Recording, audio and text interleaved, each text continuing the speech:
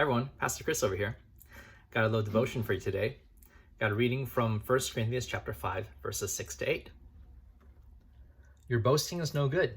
Do you not know that a little leaven leavens the whole lump? Cleanse out the old leaven, that you may be a new lump, as you really are unleavened. For Christ our Passover lamb has been sacrificed. Let us therefore celebrate the festival, not with the old leaven, the leaven of malice and evil, but with the unleavened bread of sincerity and truth. What does it mean to leaven and be unleavened? What's going on over here? Well, as a baker, I want to show you something that I got over here. This is what leaven looks like. It basically is a mixture of flour and water and wild yeast.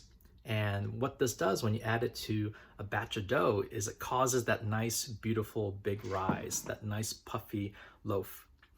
And scripture here usually describes that in a negative way because this rising agent, this leaven, makes everything puff up. And that is where it talks about having malice and evil. But because of who Christ is as our Passover lamb, we are actually unleavened. We do not have this agent within us that brews us up and puffs us up, but we are unleavened dough. And what does that look like? Let me show you over here. Well, unleavened dough is basically this very simple measure of flour and oil, and a little bit of oil and some salt and some water. And right in here, this is what unleavened dough looks like. It's pliable, it's soft. It is not puffy yet in that way.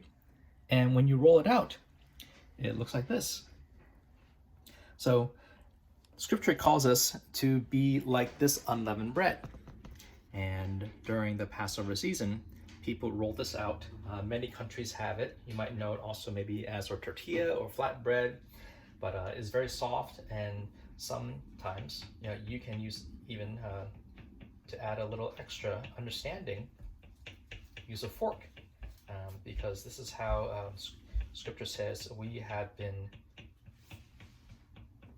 made new because Christ has been pierced for our transgressions.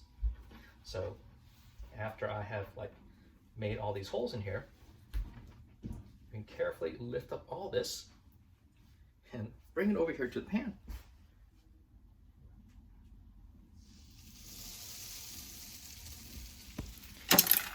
And you can hear the bread it is cooking on the nice hot pan with a little bit of oil on top. Scripture encourages us to be this type of bread, the bread which is not filled with the past, with evil and malice, and those could be sins. And also Scripture encourages us to actually not be filled with worries, anxieties too, because we have been made new with Christ. We're called to live with sincerity and truth.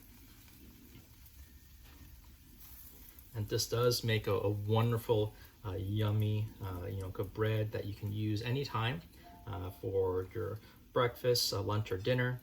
For Good Friday, the English Ministry is going to have a special service where we're going to use bread, and we welcome you to bring any type of bread, whether you have leavened or unleavened bread.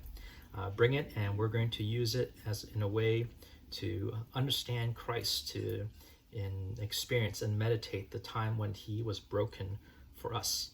For he is our bread of life. So you can see, this bread, comes up pretty fast on a nice hot pan with a little bit of oil. And I'll show you the final product right here. Isn't that awesome and yummy? Well, I hope that, you can use this during Holy Week as a way to remember what Christ has done for you, because he has brought us new life. He calls us to partake of him, and as we do that, we would have the life, full life which he has given to us. So may God bless you with today's reading.